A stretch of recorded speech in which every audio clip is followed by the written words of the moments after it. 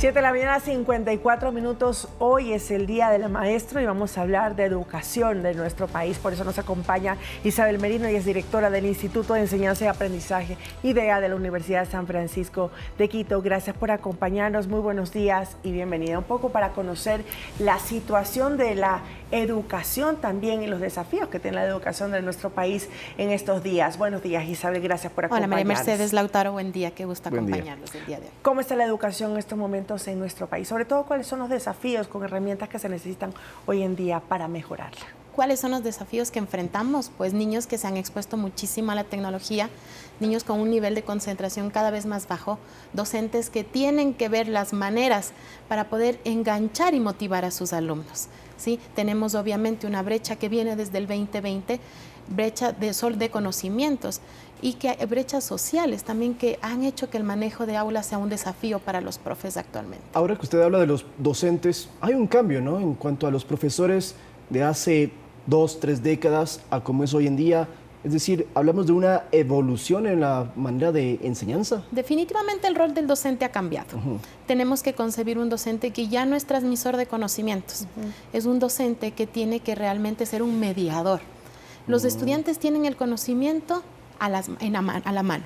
Ellos pueden investigar, indagar sus áreas de interés de cualquier forma. ¿Cuál es mi rol como docente? Mediar, hacer que este aprendizaje sea significativo, crear experiencias enriquecedoras, experienciales, donde yo pueda llevar el conocimiento a la práctica. Mucho más lúdico, mucho más de experiencia también. Y esto precisamente se lo maneja por la inteligencia artificial, que es un desafío enorme que se tiene en estos momentos. Al principio, cuando recién apareció hace un par de años, se la prohibía incluso dentro de las aulas. ¿Cómo se está manejando hoy en día? Bueno, depende mucho de la institución. ¿Qué es lo que tenemos que hacer? Recordemos cuando el Internet llegó a nuestras vidas. Es algo que no se ha ido, nos ha facilitado, y eso es lo que hay que hacer, que utilizarlo como esta herramienta. Está aquí, para docentes nos simplifica muchas tareas administrativas y sí, enseñarles a nuestros estudiantes a manejar esto con un pensamiento crítico. La solución no es omitirla, es saberla usar, que manejemos esto con mucha ética, que los chicos sepan discernir por qué ellos tienen que reflexionar la información que tenemos de estas herramientas. Quizás ahí es donde tienen que entrar los profesores, en la ética, en la moral, en los buenos comportamientos. Se lo pregunto porque usted misma lo dice, el conocimiento ya está, Internet está a la mano para absolutamente todos y los niños, los adolescentes lo saben utilizar mejor, pero lo que no se enseña en Internet es a ser un buen ciudadano. Exactamente, los valores, a referenciar cuando yo utilizo la información de otra persona, a no tomarme información de otros como propia, ¿no es cierto? Obviamente la información está y muchas veces nosotros mismos como docentes somos curadores de contenidos. Sí. Tomamos diferente información para llevarlo mejor a nuestras aulas. Justamente con ese énfasis, tiempo atrás nosotros ofrecimos un congreso que se llamaba Profesor 360. ¿Qué finalidad tuvo? Hemos analizado el pedido de varios docentes a lo largo de este tiempo, en qué áreas están necesitando capacitarse, ¿no es cierto? Y vemos mucho que se necesita neuroeducación, cómo aprende el cerebro, manejo de aula, metodologías. Y algo que es muy importante que no debemos dejar pasar es el bienestar docente. Así es, ¿sí? Y va hacia allá el bienestar emocional, cómo se lo trata dentro de la institución, porque luego también de la pandemia, con todos estos desafíos también pues pueden existir algunos momentos abrumadores para el docente. Estamos hablando, y les decía yo previamente, que es un desafío mantener la atención de los chicos actualmente en el aula. Entonces el profesor está en constante búsqueda, está como agotado, y adicional a eso sumemos padres de familia que muchas veces también somos muy demandantes. ¿Qué es lo que nosotros como instituciones, como gestores educativos, directivos podemos hacer? Realmente es valorar el rol que el docente tiene en el aula. El docente ya no solo está para impartir la clase, tenemos que ver cómo está él. Un docente que tiene un bienestar integral va a poder transmitir eso a sus alumnos, ¿no es cierto? Entonces sí es importante, y nosotros lo que proponíamos justamente en este espacio era que el docente tenga pautas y herramientas para poder revisar cómo está él, darse un espacio para su propio bienestar, que esto incida directamente en las aulas.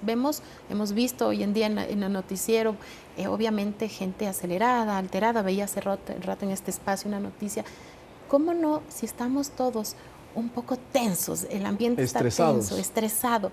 ¿qué podemos transmitir nosotros? Claro. Entonces nuestra visión mucho más va de vernos integralmente, y algo importante en las aulas. A veces nos llenamos de metodologías, tratamos de cubrir el currículum de una forma acelerada, pero ¿qué pasa con la conexión con los estudiantes? Pero yo quería llegar a esa parte porque se hablan de nuevas estrategias, el storytelling y otro tipo de métodos que se pueden aplicar hoy en día. Pero mi duda es si eso es aplicable para todas las materias y sobre todo para todas las instituciones educativas. Porque a veces decimos, no, es que la hoja de ruta debe ser así, pero nos olvidamos de las realidades de muchas escuelas y colegios pequeños.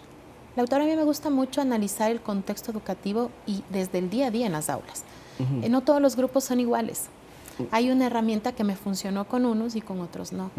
Yo como profesor no puedo afiliarme a una sola metodología, tengo que ir explorando qué funciona para conectar con mis alumnos. Para mí lo más importante es, se habla mucho a veces de enfocarnos en las necesidades educativas específicas. Sin embargo, todos nuestros estudiantes son neurodiversos. Todos aprenden de una forma diferente. Y eso es lo que también exploramos, y si entendemos esta conexión que yo tengo, vas a ver que quizás María Mercedes no le funciona la lectura, puede ser que a ella le funcione algo más didáctico, quizás a ti, Lautaro, te funcione más algo autónomo y la lectura, pero ese es el rol que tenemos que tener ahora, identificar cómo nuestros estudiantes logran alcanzar las destrezas que queremos. Y en estos momentos de tanta información, efectivamente que los alumnos tienen ese clic y se pueden sentir muy autónomos, muy importantes de ellos también poder, lo he escuchado a través de mis hijos también, ¿no? Si es que casi que ellos saben muchísimo más. Y hoy en la mañana venía escuchando también en una pregunta a propósito del Día del Maestro. ¿Cuál fue el maestro que más te impactó en la vida? ¿Por qué? Entonces, esa conexión creo que es la más importante y esas son las enseñanzas que perduran en el tiempo. Y agradecemos también a propósito de esta conversación a la audiencia de Pública FM y continuamos. Entonces, ¿cuáles son esas características que debe tener el profesor para que luego, después de los años, digan, este fue el profesor que más me impactó? Vuelvo y repito, primero la conexión, la flexibilidad para aprender, obviamente la apertura al cambio. Ya la tecnología está aquí, la inteligencia artificial llegó. No me puedo quedar con lo que yo hacía años atrás, ¿sí? Entonces, lo más importante es ser profesores humanos, volver a esta humanidad de la educación, ¿sí? Muchas veces, y ven y se dice en los estudios, un niño que emocionalmente no se encuentra bien no va a aprender, ¿sí? Es un rol nuestro ver que nuestros estudiantes estén estables emocionalmente, ¿sí?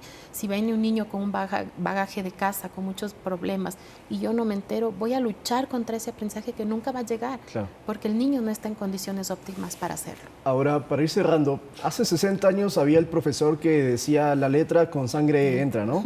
Hoy en día tenemos profesores mucho más tecnológicos y además más humanos, como usted nos menciona, pero ¿cómo va a ser el profesor del futuro, de unos 20, 30 años? Con otro mundo, ¿no? Porque va a ser otra sociedad. Se ha interrogado mucho qué carreras van a desaparecer al futuro. Pero yo quisiera reflexionar justamente las necesidades sociales que tenemos actualmente. Y si el profesor vuelve a humanizar, para mí va a ser una de las carreras, las profesiones que no va a desaparecer.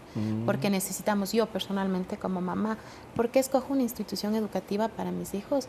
Porque estén felices, porque puedan tener interacción social, eso es lo más relevante. Pero entonces, las máquinas nunca van a llegar a convertirse en docentes. No, porque jamás van a poder percibir la conexión y percibir las emociones dentro del aula. Interesante. Bueno, aprovechamos para desearle un feliz Día del Maestro. Gracias por acompañarnos en esta mañana en Noticias 7.